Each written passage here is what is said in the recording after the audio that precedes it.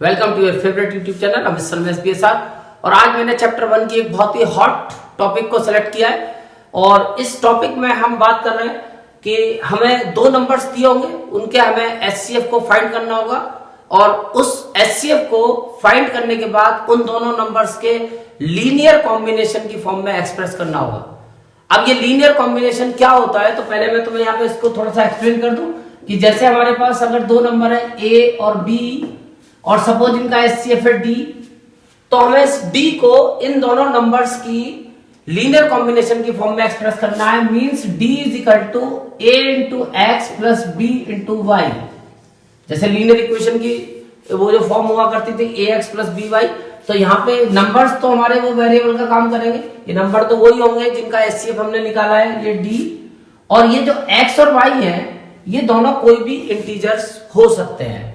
तो हमें इस HCF को इस लीनियर कॉम्बिनेशन की फॉर्म में एक्सप्रेस करना है। अब मैंने जो क्वेश्चन लिया है वैसे सेम क्वेश्चन है पर दो लैंग्वेज में। पहले क्वेश्चन में तो सिंपल हमसे क्या है कि 468 और 222 का HCF फाइंड करना है और उसको इन दोनों नंबर्स के लीनियर कॉम्बिनेशन की फॉर्म में शो करना है। दूसरा क्वेश्चन में उस फॉर्म को हमें दे भी दिया गया है कि इस दोनों नंबर के HCF को इस फॉर्म में दिखाना है। तो ये जो फॉर्म है वो दोनों नंबर का लीनियर कॉम्बिनेशन है और यहाँ पे जो x और y होते हैं वैसे इंटीजर्स होते हैं, कोई भी इंटीजर हो सकते हैं, बट इनकी बहुत सारी वैल्यूज पॉसिबल होती है। यानी डिफरेंट पेयर्स तुम x और y के निकाल सकते हो जिसपे कि ये तुम्हारा HCF हमेशा कांस्टेंट रहेगा। ये D, A, B फिक्स रहेंगे, x और y की डिफरेंट वैल्यूज पे ये सेटिस्फाई होगी। तो ये कैसे करेंगे हम, तो उसके लिए सबसे पहले हमें HCF निकालना होगा इन दोनों नंबर्स का जिनका हमें एक्सप्रेस करना है लीनियर कॉम्बिनेशन की फॉर्म में। तो पहले मैं HCF निकाल लेता हूं, HCF ऑफ 468 एंड 222 और उसके लिए मैं यूज करूंगा बाय यूक्लिड्स डिवीजन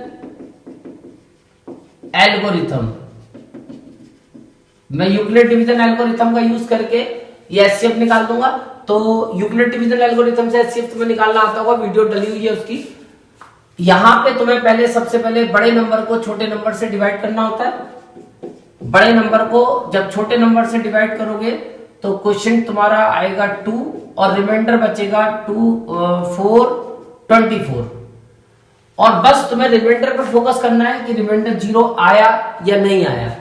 क्योंकि रिमाइंडर 0 नहीं आया तो अब हमें नेक्स्ट स्टेप भी करना पड़ेगा, सेकंड स्टेप। अब की बार हम इस डिवाइजर को डिवाइड करेंगे इस रिमाइंडर से। इन दोनों नंबर्स पे अब हमें काम करना है, डिवाइजर पे और रिमाइंडर पे। इस डिवाइजर को क्योंकि ये बड़ा है और ये रिमाइंडर छोटा है तो इस रिमाइंडर से फिर इसको डिवाइड करेंगे। तो 24 से डिवाइड करेंगे, क्वेश्चन आएगा 9 और रिमाइंडर बचेगा 6 9 36 3 और 2 1 6 यानी रिमाइंडर बचा 6। अब फिर रिमाइंडर को फोकस करेंगे 0 आया या नहीं आया, नहीं आया 0, तो फर्दर हमें फिर नेक्स्ट स्टेप पे जाना पड़ेगा, थर्ड स्टेप। अब की बार हम इस डिवाइजर को इस रिमाइंडर से फिर डिवाइड करेंगे 24 को 6 से और ये पूरा पूरा डिवाइड हो गया और रिमाइंडर 0 आ गया। अब क्योंकि रिमाइंडर 0 आ गया तो हमारा प्रोसीजर कंप्लीट हो गया। अब हमें HCF भी पता चल गया।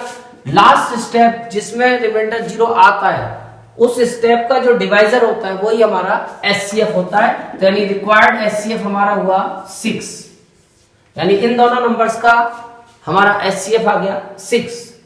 अब हमें इस HCF को यानी 6 को इन दोनों नंबर्स के लीनियर कॉम्बिनेशन की फॉर्म में एक्सप्रेस करना है। यानी कि हमें 6 is equal to 468x plus 222y की फॉर्म में एक्सप्रेस करना है, where x and y are integers. और ये इंटीजर्स की डिफरेंट पेयर्स पॉसिबल है, अलग अलग वैल्यूज। अब ये काम हम कैसे करेंगे, तो उसके लिए हमें जो तरीका है मैं बता देता हूं कि जितने भी हमारे स्टेप्स होंगे इस डिवीजन एल्गोरिथम को करने के लिए, जो हमने HCF निकालने के लिए किया था, इसके जितने भी स्टेप होंगे हमें सारे स्टेप यूज करने हैं एक्सेप्ट आखिरी स्टेप। लास्ट स्टेप को छोड़ के हमें ऊपर के सारे स्टेप यूज करने। अगर तुम्हारा क्वेश्चन 10 स्टेप का है तो तुम्हें 9 यूज करने पड़ेंगे।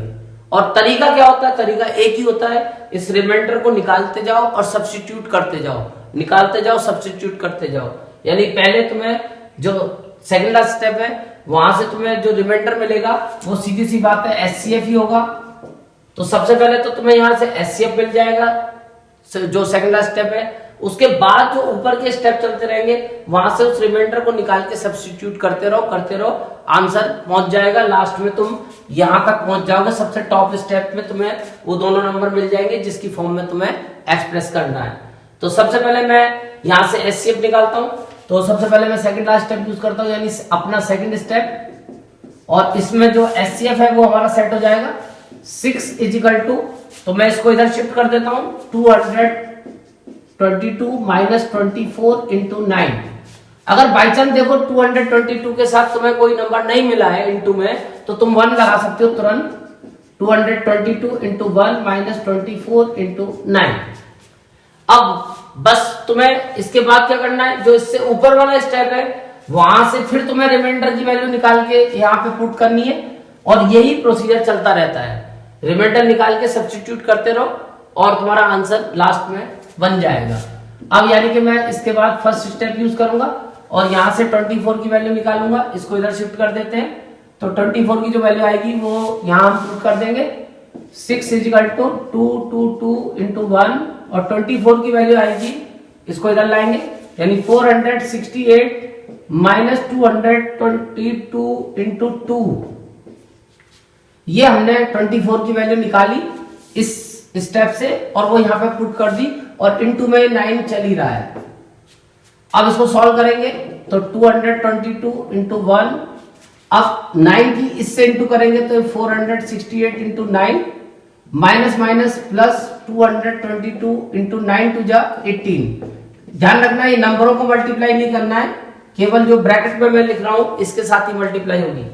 अब देखो ये दोनों लाइक टर्म है, इन दोनों लाइक टर्म को हम सॉल्व कर सकते हैं। 222 दोनों में से कॉमन आ रहा है, 222 कॉमन ले लेंगे, 1 प्लस 18 और 468 इंटू 9, तो फाइनल हमारा आंसर बन गया 222 इंटू 19, और माइनस, अगर ये तुम्हारे क्वेश्चन की जो फॉर्म दी है वो क्योंकि जनरली प्लस की फॉर्म मिलेगी, तो प्लस में अगर है तो यहाँ प्लस लगा के ये जो नेगेटिव है उसको अंदर शिफ्ट कर दो, 468 माइनस 9। अब क्योंकि जो हमारी फॉर्म थी वो ये फॉर्म थी 468 पहले आ रहा था और 222 बाई में आ रहा था, तो बाद में आ रहा था, तो इसको हम ऐसे लिख सकते हैं 468 इंटू माइनस 9 प्लस 222 इंटू 19। तो इसका मतलब x की वैल्यू आई 9 माइनस 9 और y की वैल्यू आई 19। अब ये x और y की और भी बहुत सारी ऐसी वैल्यूज हो सकती हैं जिनको यहाँ पुट करोगे तो ये आंसर 6 ही रहेगा। तो ये काम हम कैसे करते हैं, ये शो कैसे करते हैं कि ये यूनिक वैल्यू नहीं है, तो इसका भी मैं तुम्हें तरीका सिखा देता हूँ। ये भी बहुत इजी तरीका होता है, कोई दिक्कत नहीं है, इसको तुम आसानी से प्रूव कर सकते हो।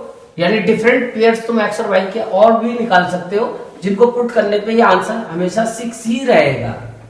और ऐसा करने के लिए जो तरीका हम फॉलो करते हैं वो बड़ा साफ सुथरा तरीका है, और उसमें क्या है कि हमने जो ये प्रूव किया है पहली वाली वैल्यू इसी को यूज करेंगे, इसी इक्वेशन को लेकर चलेंगे। 4 is equal to 68 6 is equal to 468 into minus 9 plus 222 into 19।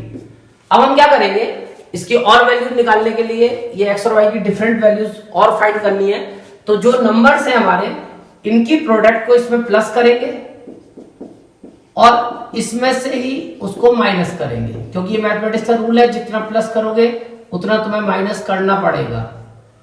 तो ये करने के बाद अब तुम पहली और जो थर्ड टर्म है इसमें और सेकंड और फोर्थ टर्म में देख रहे हो कि फिर से कॉमन बनना है, 468 कॉमन ले सकते हो, तो यहां बचेगा -9 और प्लस 222, और इन दोनों में 222 कॉमन लेके बचता है 19 माइनस 468, और इसको सॉल्व करोगे तो तुम्हें x और y की ये डिफरेंट वैल्यूज मिल जाएगी।